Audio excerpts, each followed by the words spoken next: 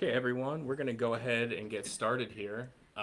Unfortunately, Chris couldn't make it tonight, but we used our time machine we have here at the library, and we have a real life logging camp expert straight out of the 1800s here to share some spooky monster tales from Maine with us. So let's give him a hand.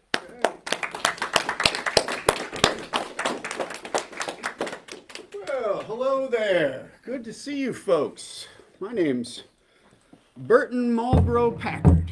You may have known me as, if you're familiar with these here parts, you might be familiar with Sebec Lake and Packard's Camps. And I'm the founder of those camps. And my family lives about here. And, well, I was born in 1864. And John here asked me to come and tell you some stories about some of the monsters and creatures that have been found in the woods. And, my grandson, my great-great-grandson, Christopher, well, he wrote this here book, and it's pretty good, but the best way to learn about these creatures is to hear the stories right out of the people who got to know them, who experienced them. And that's me. But when you're 158 years old, your memory might not be so good.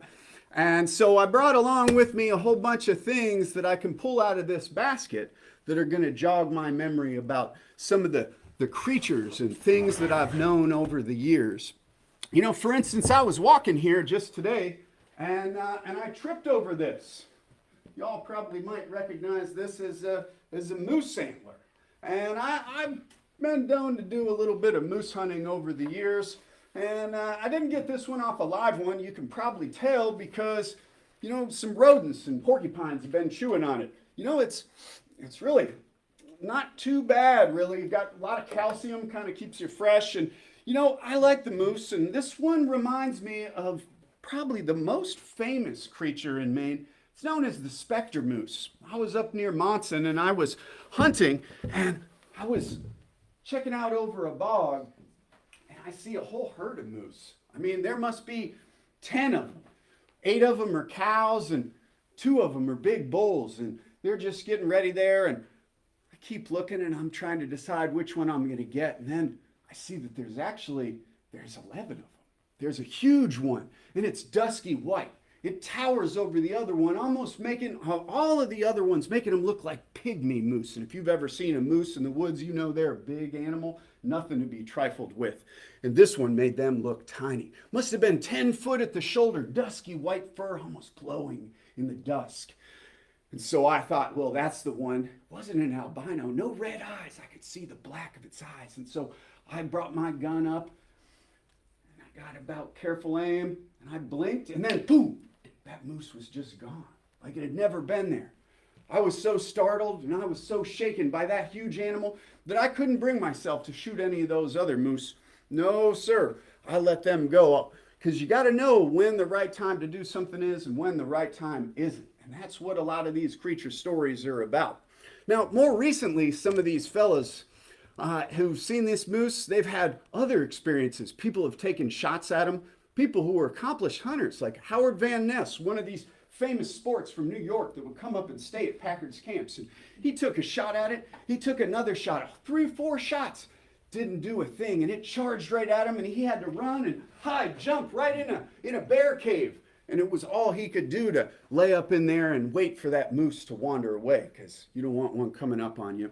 Now, more recently, way over on the other side of the state near Sherman, there's some fellas hunting up by Malunkus Stream, and they saw one of these big white moose, maybe not quite as big as the one I'd seen and Howard had taken those shots at without even affecting it.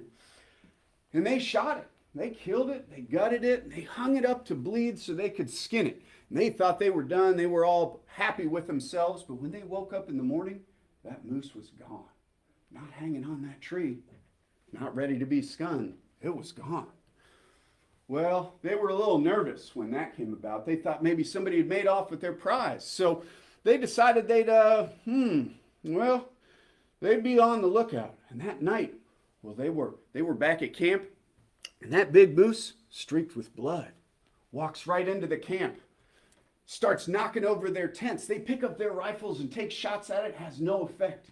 Charges a few of them. They run and scatter. And then the moose, gone, just like the one I seen. The next day, up in Patton, about 60 miles north of Sherman, they saw that moose again. True story. Now you watch out for this fella. If you see that big moose, you just take a look. And if you're hunting moose, don't take that shot. That's my suggestion. There's a whole bunch of other creatures out there. But, you know, if we're going to talk about the really scary creatures, I probably ought to do, you know, ought to probably get my friend out here. This here's Anthony, and he's a Grimolican. And it's a good practice to find one of these guys. You know, it might just look like a piece of wood, a little knot hole, but he's kind of got a face on it. And I like to put a little feather in him. My grandfather always did this too, and he said, well, you're a Grimolican, because you got to tell him what he's at. He says, well, he'll turn into an animal at night, and he'll kind of go around and protect the camp and make sure that nothing can get you, harm you. So if you're ever worried about anything out in the woods, you just set up a little Grimolican, a little familiar, a little friend who can kind of help you. And he'll watch out for you. So we got that. And, you know, I need a volunteer. Can somebody help me choose which memory to do? Would anybody be, would you, yeah. Sir? I didn't have a choice. Yeah, I saw that. So just, you know, any of these. Pick a toothpick. You're going right for the, oh my goodness, that's usually the end of the night. Well, look at that. Thank you. You know, and, I'm a little nervous. Seems to be fresh out of this. You know, usually this will help me get home at night. This here's a little bottle, and, you know, there might have been some Tanglefoot oil in here at one point, and there might have been something else, maybe some Expedition rum. And, you know, it's good to keep one of those on your way home because there's this creature. He's called the hide-behind. Have you ever heard him? Well, the hide-behind is so called because he's, well, have you ever been walking around at night and you feel like something's behind you, following you? Well, chances are there probably is. It's a hide-behind. And unlike most of these other lumber creatures, he's not scared of being in a town or in a suburb. So that hide behind, he's going to be right behind you. And it's a good thing that they're kind of shy because you can turn around, and that's why it's called a hide behind, because he'll just spin around with you real fast and you won't be able to see him. But he's real shy, and otherwise he'll come out and get you. And, you know, he'll hide behind you, and he'll see, you know, sometimes he can hide behind even the thinnest branch. You know, and when you're going home tonight, just be real careful when you look out and, you know, you're walking, and if you see anything behind you, just keep peering and just make sure there's nothing there. And I notice a lot of people, they drive these newfangled horseless carriages and cars and vans, and some even have these Subarus with the back that pops up, and, you know, sometimes you're wondering, what's back there in the seat behind me? And you get to thinking, maybe there's some kind of creature back there. And that might be one of those hide behinds too. So just keep looking over your, let's keep looking over your shoulder and be careful. So, you know, and the surest way to keep them loose, keep them away is the smell of some alcohol. But I'm a little shy on that. So we'll solve that problem later. Anyone else want to come up and pick one of these bags, pick one of these clothespins to help me get a story? How about one of you? Yeah, come on down. Help me out. Yeah, just pick any one of these. Which one looks good to you? About this. Oh, this? Yeah, well, those are snowshoes. You ever use snowshoes? They're pretty big. You know, have you ever heard of Bigfoot? Yes. Well, there was an original Bigfoot here in Maine, and it's called the Wendigo. Have you ever heard of the Wendigo? Now, the Wendigo has big feet, like a snowshoe. Why don't you go sit down, because this one gets a little out of hand. So we'll come right back to you. Now, I'm a family member of you are? Well, that's fantastic. Howdy, cousin. And so the Wendigo, he's a cannibal giant. And cannibal means man-eater. He's a ferocious, hairy, sap-covered beast, and he was known to the Native Americans before any European immigrants set foot on here. All across the Northeast, he's a creature of greed and hunger, a creature with a heart of ice, a creature who is a ferocious and relentless hunter. And they're a giant. Now, you think Bigfoot's got big feet. Well, this guy's got real big feet. He can be so big that he can tower over the trees. He can pick up a tree and pull it out of the roots. He can catch a person just like we've been hunting rabbits, and he can hang them right from his belt, dangling there, eating them. And his hunger is so great that the more he eats, the hungrier he gets.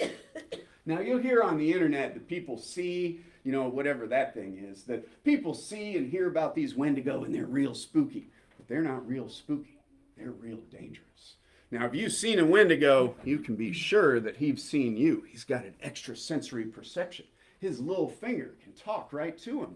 And around here, the Wabanaki people, they call him the Chenu or I can never say it. So the Chenu is usually what they call him. There's another name, Kiwak. That's it. And these fellas, well, they're not a race like Bigfoot. They're not a creature that could be found. They're people who have done something bad. Like maybe they were trapped somewhere and they had to be a cannibal, or maybe they wanted revenge or power. And so they'd actually call this Wendigo spirit right into them. And it would make them so they could change shape and change size. And they were ferocious hunters. You know, and us lumberjacks, we actually took advantage of the fact that people were pretty scared of these Wendigo. Still are. You know, it's said that they inhabit forest pools really only at winter when most of the logging would happen. And what we would do is we'd take our snowshoes if we wanted to lumber somewhere and some other crew was already there and we wanted them to get out so we could get the lumber. We would, no joke, and this always worked every single time, we'd wrap around some fur right around these snowshoes and we'd go walking, and each step you'd take a little cow blood and you'd just sprinkle a drop right where the ball of the foot would be and leave it. Bloody footprints taking a step. And that was a sure sign that a Wendigo and not somebody else or some other thing was there. And those choppers, they would get right out of there and they wouldn't come back at all. There was no bringing them back because nobody wants to mess with the Wendigo. So that's why I brought those snowshoes. What else we got? Anybody else want to come down? How about you? No, sir. Who knows what's in that bag? Would you pick one for me? Sure. Just anything. Preferably something that's that's a paper. Just off the tooth, just one of these clothespins, really. Okay, because there's the one down there. Yeah, oh yeah, look at that. Oh, perfect. Thank you so much. Okay. Oh, look at that. What do we got in here? Let's see. We got a hairbrush. I wonder why I got a hairbrush. Well, it isn't for my hair. Oh, yeah. This here's Archie Stackhouse's brush. He gave it to me when he doesn't need it anymore. This one makes me think of the gobby. Have you ever heard of a gobby? Spelled G-O-R-B-Y. And this guy, you know, he's called Gobby, and it means enormous appetite. But he is not, that's not his real name. It's actually Canada Jay. And the Gobby is kind of like a blue jay, but he's all gray and he's got no crest on his head. He's just a regular bird. If you've ever been having a picnic out in the woods, the deep woods with the big trees, and you throw away some crumbs or crusts, well, sometimes these Gobby will come down and they have no fear of people. They'll just pick up these crusts and these crumbs or little trail mix that you throw to them. They'll take them right out of your hands. Has anybody ever seen them? They're pretty neat. My grandmother used to feed them right off the porch. And, you know, any lumberjack will tell you that they're different than regular birds. They're not scared because they trust people. They're actually the spirit of a lumberjack, and they like to hang around. They enjoy being with people because they like the food. And, you know, they bring good luck. They can help lost lumberjacks find their way back to camp. They're pretty helpful. Sometimes they're even called whiskey jacks. And every lumberjack knows that it's good to have a gobby around. They bring good luck. But if you do wrong to them, if you treat them badly, well, then they play rough, and that's trouble. Now, take my word for it. I was out at a lumber camp not too long ago up on the Savoy River. I guess it was only probably 100 years ago or so.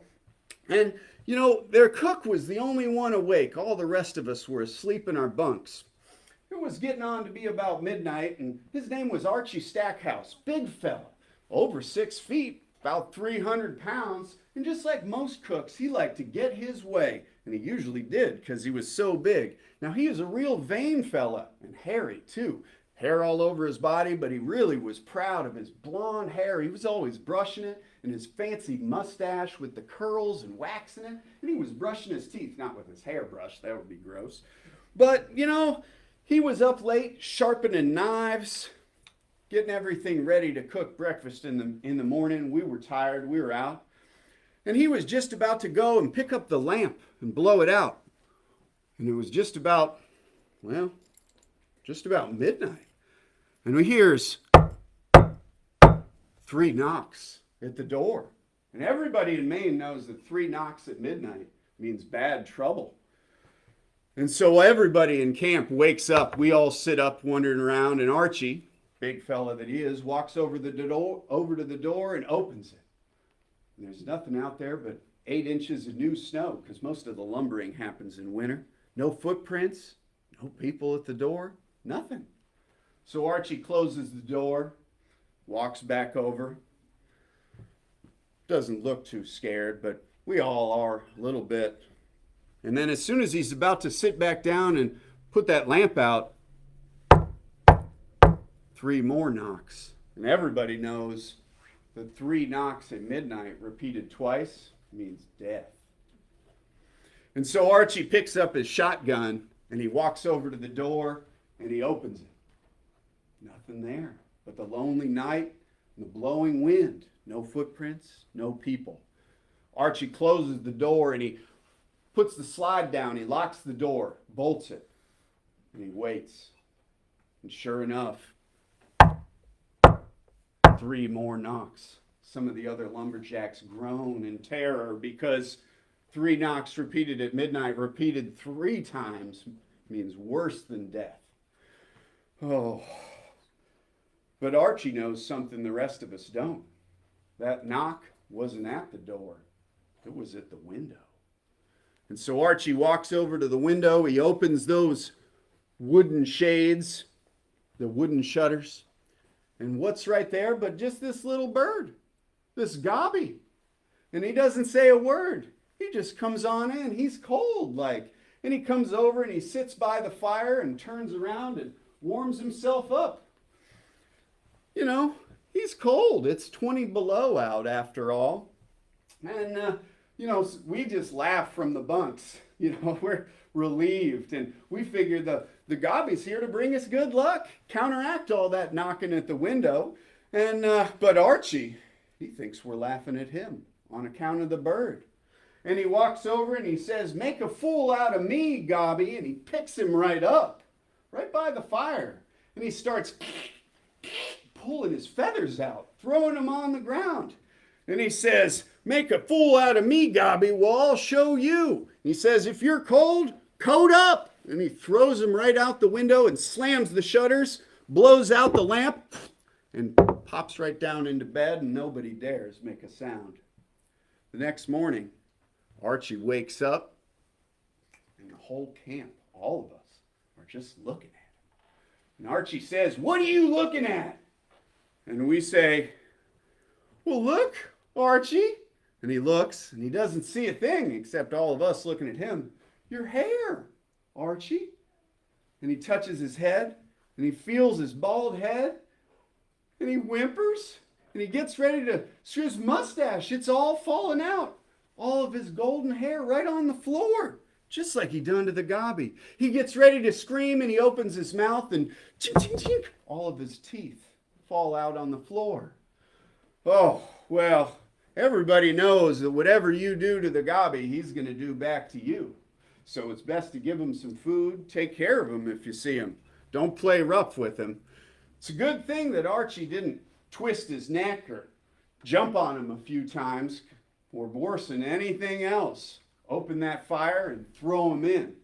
If he had, you wouldn't want to hear the story of Archie Stackhouse and the gobby. Oh, no, you wouldn't. Well, what else we got in here? Let's see. I'm just going to pick one this time. What's this? Oh, I broke it. Oh, look at that. Oh, what's that? It's a squirrel. No, it isn't. It's no squirrel. Looks like a squirrel. This here is a Will-Am Malone. You ever heard of them? Now, these are not to be trifled with either. This is the only known one, and they are often mistaken for a red squirrel. This is the only known one ever to be captured by a person, and it was yours truly who captured it. Now these fella, they have all sorts of trouble. They're kind of quick little creatures. They can disguise themselves to look just like a squirrel. And you only see them out of the corner of their eyes. And sometimes it really is just a squirrel. But you know it's a Willamette alone. They're smart, and they're mischievous, and they're quick. And they got a worse habit than that. They'll find these lichens and these mosses and these fungus, and they roll it into a ball. And it's kind of poisonous stuff. And they don't like it when people mess with the woods like the lumberjacks did and treat it with disrespect. So they cause trouble for people. Mostly people who fall asleep outside in the woods. Now most lumberjacks, they sleep in the bunkhouse, but the bunkhouse is full of a bunch of unwashed men that have been in the woods for up to 30 days, maybe even longer. They don't take showers, there's no warm water, and there's a lot of snoring and body odor and other things coming out of those men at night. And so every now and then you'll get a lumberjack who'd prefer to sleep outside. And my friend Harvey Hurd, he was one of those fellas. He was prone to taking a nap out there under the trees. Especially late at night, he'd walk out, get a little bit of extra sleep. And well, these guys, they would come along and they'd see him and they'd teach him a lesson. They'd roll it up in a little ball and they'd drop it. Now one time, I got up and I see this happening. And I was out and I was using the bathroom in the morning, and I see Harvey over there sleeping under a tree, and I see a branch, and what's he doing? But he's just dropping these little balls, right? Boonk, boonk, boonk, and they hit him right in the eyes. And if they do, well, you wake up screaming and having bad dreams and headaches, and you see visions in the woods and in the snow if it's around. The only cure for it is tanglefoot oil or the fat of a sodhill gouger, and neither of those things are easy to come by.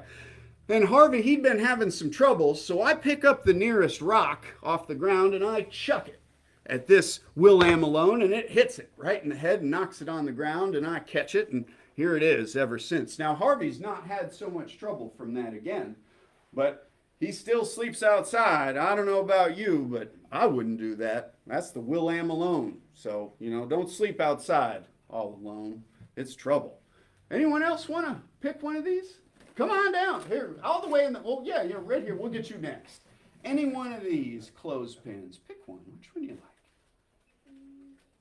This one? Excellent choice. I like your fur coat. It's looking excellent there.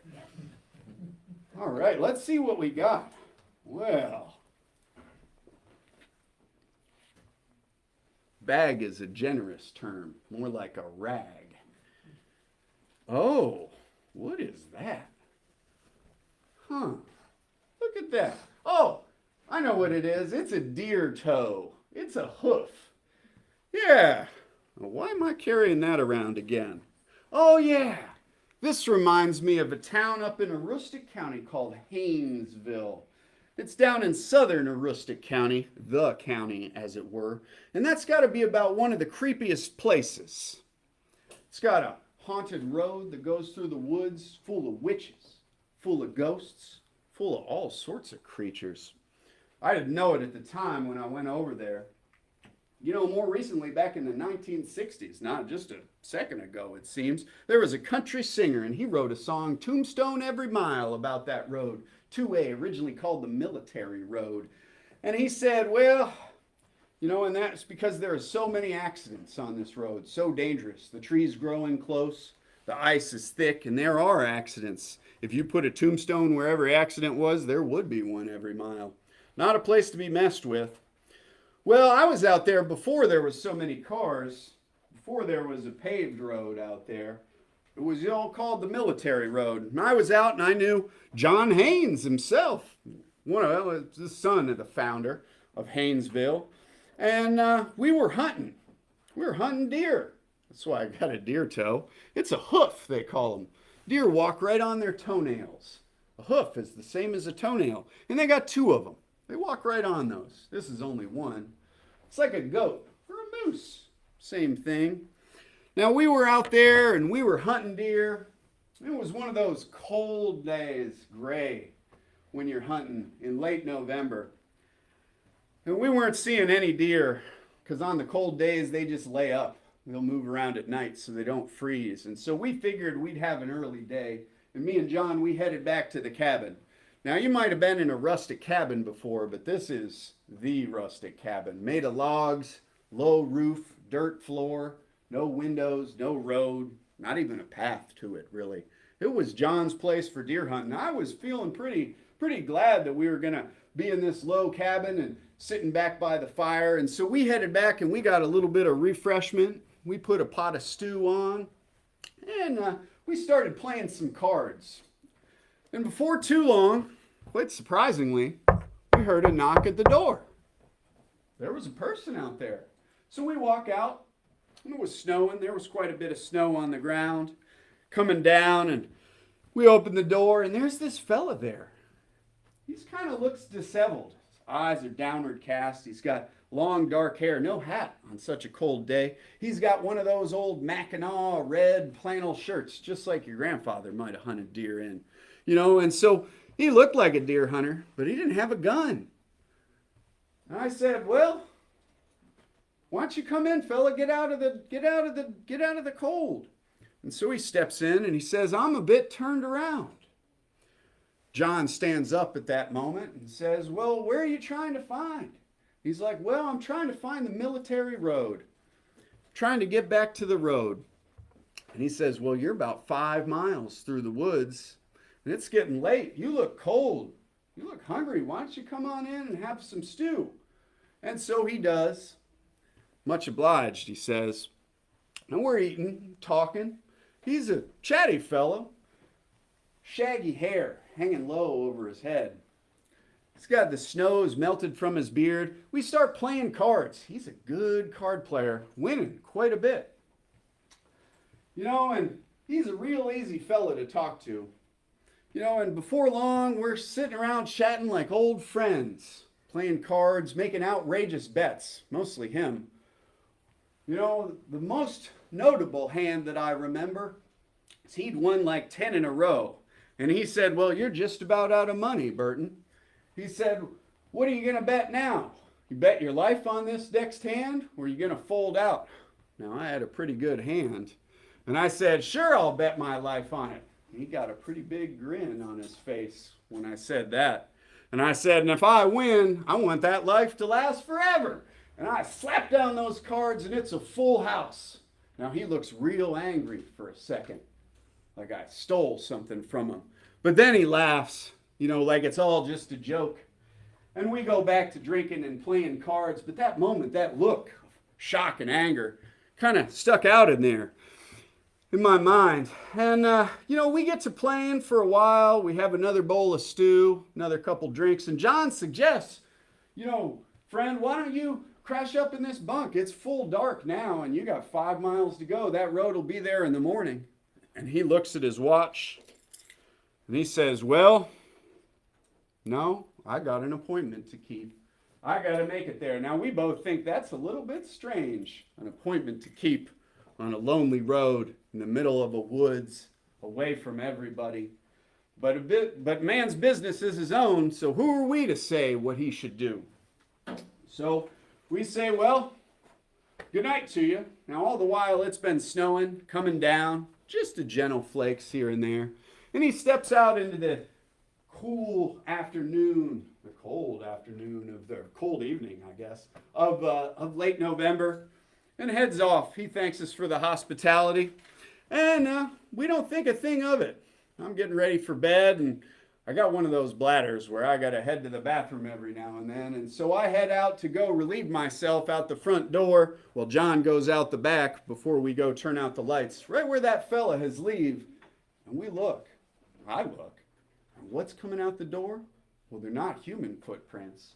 That fella who was with us, he was leaving hoof prints right behind. He was leaving the tracks that looked like a goat or a big deer or a small moose. Now, I don't remember what his boots looked like. I didn't look at his shoes. Who does, right? Now, I don't know what this fella was. Some might say he was the Tote Road Shagamaw. This is a shaggy fella who can leave tracks like a moose, or he can leave tracks like a bear. And you follow him along, he's quite imitative. He likes to steal your clothes. One time he took my pants right off the clothesline, and I chased him for darn near 10 miles trying to find my pants, just wearing my skivvies. And he outdistanced me, hard to track, because every quarter mile or so his feet would turn from moose to bear. You know, but these are animals, and as smart, as imitative as they are, and kind of walking on two legs like that, it couldn't have been the Shagamaw that was playing cards with us. Animals don't play cards.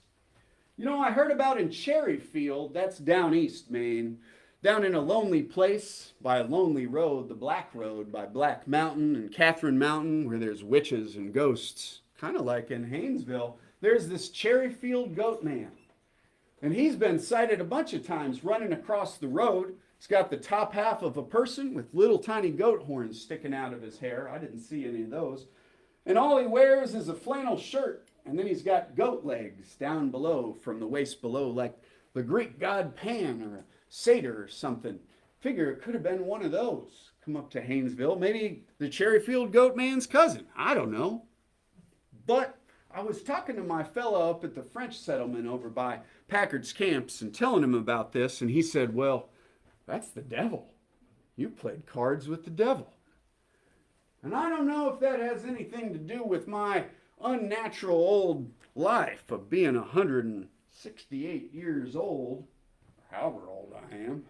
Now, I know I'm looking pretty old, but I am that old. And, you know, it could have been that we made a bet with the devil out in the Haynesville woods. People still talk about meeting creatures like this with goat hooves. They call them the Haynesville hoofer. Yeah, they do.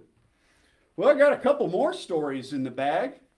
I think we still got some time. Oh, come on down. Pick one for me. So excited. That's the best part, right? What do you got? Any one of the clothespins. Oh, yeah. That one. Look at what is going on. This one's glowing. I know what this one is. And I'm not opening this bag. No. I can't believe it's still glowing after all these years. This is one that you treat real gentle like. I got a bad feeling about what will happen if we open this. Some people call these guys orbs, or they call them will-o'-the-wisp or jack-o'-lanterns. The Frenchmen, well, they call them the fée follet, the flying fires or the fairy fires. And I got a bad feeling about what would happen if I open this. Now, a lot of people in my family have seen over in Willimantic side of Sebec Lake, they've seen these lights like a lantern floating over the water. Real gentle, like no sudden movements. And then it'll just disappear, gone. But I got one better. I was paddling along at night, and I see two of them floating through the woods, way over higher than where it could be a lantern. Now, I've heard of these before, and people say, well, they're forerunners. They tell you something bad's about to happen, like those 3 knocks at midnight. But I don't think that's what it is. I reckon it's probably, you know, or at least at the time I did, I thought, well, this is probably some ghost of the dead with a message to tell me. And people always say, don't follow the lights in the woods. They'll lead you astray. Maybe never to be seen again, but I was never one much to listen to advice. So I beached that canoe and I started running after these, saying, hey, what's your message? And as fast as I'd run after them, dodging trees as fast as you can go at night through the woods, these guys would stay just far enough ahead that I couldn't quite make out through the branches what they were. About this big around and floating well above head level. And, you know, this is making me nervous. I'm just going to set that one back in. I followed them a long way. And some people say they're fairies that are leading you astray, playing tricks on you, get lost. I don't know what they are, but I really wanted to catch one. I was like a man possessed. I couldn't help myself. further into the woods. I'd lost track of which way the lake was. I knew I was getting on up on the ridge where there was the swamps and bogs. And I was starting to get tired, a little bit worried about finding my way back. And I noticed I was getting a little bit closer to him. And so I say, hey, wait up. And sure enough, they do. And just then I stepped right into some sticky swamp. And I lurch forward, and I figure this is my chance. And I jump as far as I can. And I catch him right in my coat. And I wrap him in a towel, and then I come down, and I hit my head. And I fall right in that mud. And I roll over, and I see a bright flash, probably because I hit my head. And then I wake up, and it's daytime. And I can feel that thing that I got my hands wrapped around in my coat is moving. That orb doesn't move much anymore, but it still glows from time to time. It knows when we're talking about it. It knows when it's noticed. And I knew that if I let this fella out, that was going to be trouble for me. That would be the end. So I didn't, and I won't. But I warn you, watch out for the will-o'-the-wisps. Don't follow those lights in the woods. They're trouble. I don't know what'll happen. It feels like an angry demon is in there. If I let it out, it'll get me. But I figure I'd be an angry demon if somebody trapped me in a bag for 100 years. So no's telling what that is. Who else next? What else? Well, come on right back here. You haven't come down. Come on down in the gray. Come on down. We got a couple more bags here. Oh, I won't have a watch there. I still got some time. Either one. There's two left. Oh, excellent choice. Yeah. You want to unwrap it? Here, pull that cord for me. Oh, there we go. What do we got in here? Oh, look at that. Oh, it's a rock shaped like a llama. Huh. Well, I found that on the Penobscot River, right where the Sawadabscook stream meets it. This here is a fairy stone. Geologists tried to tell me it's a clay concretion. But the Wabanaki have all sorts of stories about how the Managamasuk, or the Managamas, will spend all night, and he'll just sit there and he'll shape these little stones out of the clay and then sort of use some power to solidify them. And they leave them for good luck. And this one's good luck. It's been bringing me good luck. You know, I'm 164 years old. That's good, I suppose. Still looking pretty decent. A little wrinkly. And, these guys, they're interesting looking fellas. I seen one once paddling down the river in a stone canoe. Just little guys, about 3 feet tall. They got a real tall, long nose and a narrow face. The nose is almost the whole height of the head. It's almost shaped like a hatchet. Now, they're you can tell they're embarrassed, I hear, about the way that they look. And sometimes when you meet one, they'll hide their face. They're pretty helpful. They leave these stones. They live in big rock outcrops. They can open them up like a door, right on the deep parts of the river or a stream by a pool. And you're best not to disturb those areas because these are good guys. You know, they don't cause anybody any trouble. Sometimes they'll even warn you of danger, help you out if you're in trouble, like your canoe flips or your line gets caught when you're fishing. They'll unhook it for you because they can get right down underwater.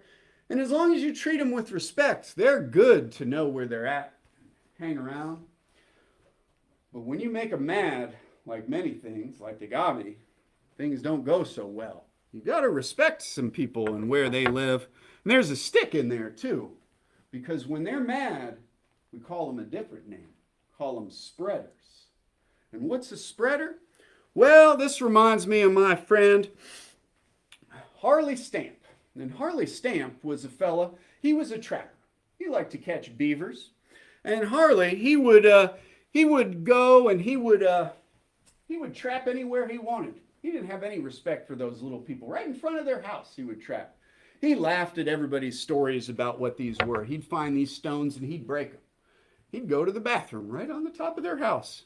He had no respect. So nobody was too surprised about what happened to Harley Stamp. Yep, he was out there setting his traps right in front of their house.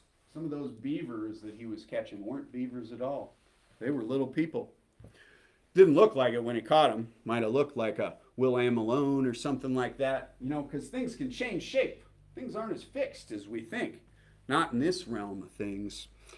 Well, one day, the little people had had quite enough of him. They ripped a hole with their stone canoe. They rammed it right into the bottom of his canoe, tore a hole in it, started sinking. He had to pull it right up. This was right on the Piscataquis River that goes right through here in Dover. He had to pull it up way down the way, down by the Savoys. And he pulled it right up onto a rock outcrop, and he camped right out there like he was apt to do. And the little people were having none of that. While he was sleeping, well, they called all their friends, and they gathered round, and they grabbed him while he was sleeping.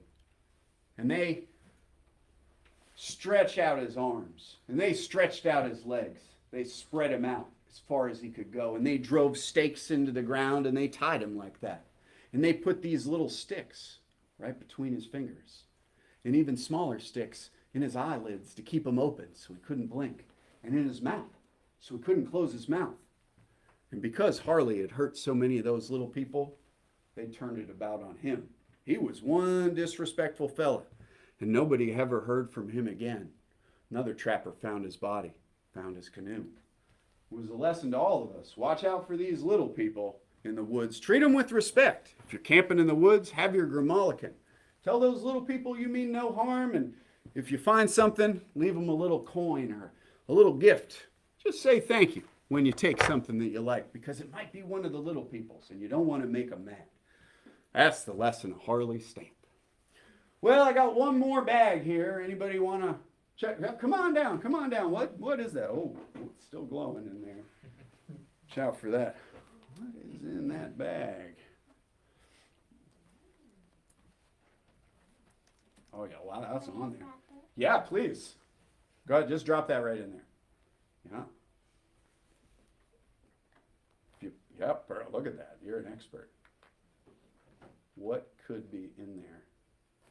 There's some weird stuff. Deer toes and squirrels and llama-shaped rocks. Could be anything. It feels hard. Yeah, it feels hard, she says. It kind of feels like a fishy thing. Oh, what is that? It's a hand. Oh my goodness. Yeah, get some hand sanitizer, because look at that. It's a claw. This here is the claw, the paw of a Dunghaven whooper. I'm one of the only people to have one of these, just like the Will Malone. Probably on account of me being around so long. This is the Dunghaven whooper is a freshwater alligator. But it's not like the southern alligator. It's not like the ones with the big mouth that cause trouble like that. In fact, they are a ferocious predator like them, but they got no mouth at all. But what they lack in mouth, they make up for in big nose. And they make a sound like whoop, whoop. And they got to keep clearing their nostrils because that's the only way they can eat. That's the only way they can smell. Now, they like the smell, unlike the hide behind of alcohol. And if you're ever walking out in the woods, especially in wet places, the Dunghaven whooper might get you if you were to smell like that. Now, that's probably why this little fella, he was only about this big, come at me. They're always in pucker brush, the green growth, where an old clear cut was, where it's wet. And you can't even see the ground. You're just wading through the bushes and the shrubberies and the prickers and all that. You're apt to trip over a stump or catch yourself on a little sapling. Or the Dunghaven hooter lays down and wait. He can smell you coming. Whoop! Whoop! And he's got a big heavy tail because he can't bite you. So he swings it around and he hits you. But this guy was just a little fella. And so it was like getting hit, kind of felt like a baseball bat right in my ankle. And it hurt, but I knew just what it was. And so I kicked him pretty far. And I was going to make a run for it. And he come at me again. And I picked him up. And I showed him who was boss because I had to get out of there. I didn't want him to knock me over because somewhere was his mama. And you know what they do? If they get you, if a big one gets you in the green growth, well, they'll knock you down with their big tail. Whoop! Whoop! And then they'll smack you again and again until you're a vaporous pulp and then they turn around and they snort you right up through their nose because they haven't got a mouth. And if you've ever had a runny nose, you know that it just all goes back into the same place. So they make up for it like that, and they got to pound you good so there's nothing left but your shoes. And a lot of lumbermen, well, they never made it back through the green growth after that. I known several disappeared. All we seen was a boot here or there. You can be sure that's Dunghaven Hooter country, so stay out of those clear cuts. It's a good thing we don't do those quite as much anymore. Well, I got a few more minutes, so let me tell you one more story. Story of where I got this watch. It's from my uncle. Not sure exactly how he was my uncle. I got one of those families. It's big. And he was a lumberman, like I was for a short period of time before I started that hotel. Turned it over to the rest of my family. And that was back when the lumber companies would run crews of 20 to 200 people. And they'd keep them out in the woods through the winter. A lot of farmers would do that to make ends meet. Make some pay cutting wood in the winter in these lumber camps. And these fellas, they'd be out there for a month, 2 months, maybe even 3 months. And my uncle, well, he was ready for the season to come where he would get some rest and relaxation. So when spring rolled around and they bust him down to Bangor, because that was the only big town at the time, down to the Bangor house in a place called the Devil's Half Acre, well, he thought he was in heaven. And he had quite a lot of rest and relaxation there in the Bangor house. They were 20 miles in the woods and 15 miles up the road. And, you know, because of all the refreshment that he had, because my uncle was never one much to know when to say enough was enough. He never knew when to let a thing down, and that's a good and a bad quality. And he had a lot of refreshment to go with his relaxation, and that's probably why he woke up the next morning with a pounding headache and about 3 hours too late to catch the carriage and the wagon back to the camp. And that's why he had to walk 14 miles up the Black Road before he'd turn off and head through the woods down the Tote Road to get to camp. And he started making his way all the way from Bangor up to somewhere between here and there. And it was getting near midnight, or getting near dark, when he finally turned off the main road where the carriage had picked them up to take them down to the Bangor house before he turned into the Tote Road. And he had about 10 miles to go through the woods at that point. And the only good news was, well, it was a full moon out that night. And his head had stopped hurting, but he was starting to get hungry. And where he had 10 miles to go, he wouldn't roll into camp until well after midnight. And he wouldn't eat until 5 a.m. when the rest of the camp woke up. So he figured he'd just head out, because he never knows one to give up. And, you know, he was walking. It was soft underfoot, as it is in the spring. Warm evening, full moon, so he could see. He was walking down the Tote Road, and he got just about to the Springer Bog, heading over the bridge where the stream comes right out. And he got to thinking, you know, it's pretty quiet in these here woods. Usually in the spring peepers are peeping up a storm. You can't hardly hear yourself think. But the further I get in the woods, quieter it gets. And when he crossed that bridge, he got a sense that there was something down in the bog. And that's why those spring peepers weren't peeping. And so he looks out over that open area, and he's looking. And all of a sudden he sees stand up from that bog a person. But he's a funny looking person, kind of hunched over, long spindly arms, and he doesn't look quite right. It's like he's standing up on his tiptoes with the balls of his feet up in the air and his heels unnaturally long. Oh, and it starts, you know, looking his way. Now, if my uncle had known when enough was enough, he'd have headed out before looking at that. But he didn't. He'd have probably been there looking still at whatever that thing was, except it started loping towards him with incredible speed, though somewhat awkward. And he was looking and starting to back away feeling a little bit nervous. But then that thing drops down on all fours, short back legs, it seems, and long front legs, its shoulders higher than its waist. And it starts really moving then. And my uncle, he heads off. He starts walking quite a bit, and he knows just what it is then. It's the loup-garou, which is a werewolf. And it's coming right for him. And he knows that he shouldn't have looked. And now he thinks, well, I know that sometimes the loup-garou leaves you alive if you don't run. And so first, he's just walking. And there it is, tearing across the bog. But then as he gets to thinking, as a cloud passes over the sky, blocks the moon, and he goes around a bend, he gets to thinking, well, I've seen some of those lumberjacks who the loup-garou let live. I think I'm better off running. Now he's headed away. He decides he's going to start hoofing it as fast as he can, and he starts booking as fast as he possibly can, making as much time. And this is no 100-meter sprint. This is a 4-mile race for life before he gets to camp and anybody can help him, because he can't help himself, not at this point. And he's running and huffing, and that creature's chasing after him, loping right along, almost like it's not trying to catch him. Not yet. Anyways, like it's playing with him. And so he starts running even faster and faster, and he gets to about a mile from the camp, and he knows this is do or die. This thing's going to catch him, and so he starts booking it as fast as he can. His toe catches a rock, and he stumbles, and it comes right up behind him. He can hear it breathing. And it's stinky breath, smelling like rotten meat, is starting to waft over him. And he kicks some dirt back in its face, and he redoubles his effort as fast as he can.